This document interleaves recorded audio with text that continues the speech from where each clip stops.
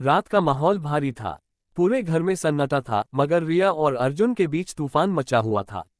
बच्चों को सुलाकर जैसे ही रिया कमरे में आई, अर्जुन पहले से ही गुस्से में बैठा था।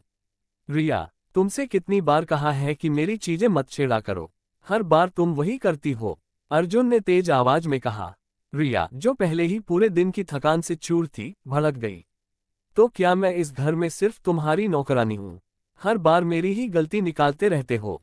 अर्जुन भी तैश में आ गया। अगर इतनी ही तकलीफ है तो मत रहो इस घर में। मैं भी तुम्हारे नखरे झेल झेल कर तंग आ चुका हूँ। गुस्से में वह उठकर दफ्तर चला गया। रिया वहीं बैठकर रोने लगी। उसे यकीन नहीं हो रहा था कि अर्जुन ने इतनी आसानी से कह दिया कि मत रहो इस घर में। रिया का दिल बैठ गया। उसने बिना सोचे समझे माँ को फोन लगा दिया। माँ, अब मैं इस घर में एक पल भी नहीं रह सकती। अर्जुन को मेरी बिल्कुल परवाह नहीं। मैं बच्चों को लेकर मायके आ रही हूँ। माँ ने उसकी आवाज में छिपे गुस्से और जिद को पहचान लिया।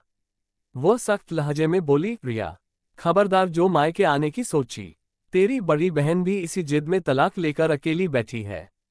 अब तू भी वही करने जा रही है। रिया का चेहरा उतर गया। माँ की बातों ने उसे झकझोर दिया। उसकी बहन, जो कभी खुशहाल शादीशुदा जिंदगी जी रही थी, आज अकेली थी सिर्फ इसलिए कि उसने गुस्से में गलत फैसला ले लिया था। रिया फूट फूट कर रो पड़ी, लेकिन धीरे धीरे उसने खुद को संभाला। वह उठी, मुंह हाथ धोया और फ्रेश हुई।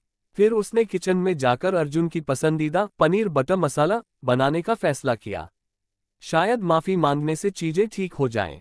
उसने सोचा। शाम को अर्जुन घर लौटा। उसने देखा कि रिया सामान्य थी, जैसे कुछ हुआ ही न हो। खाने की खुशबू पूरे घर में फैली थी।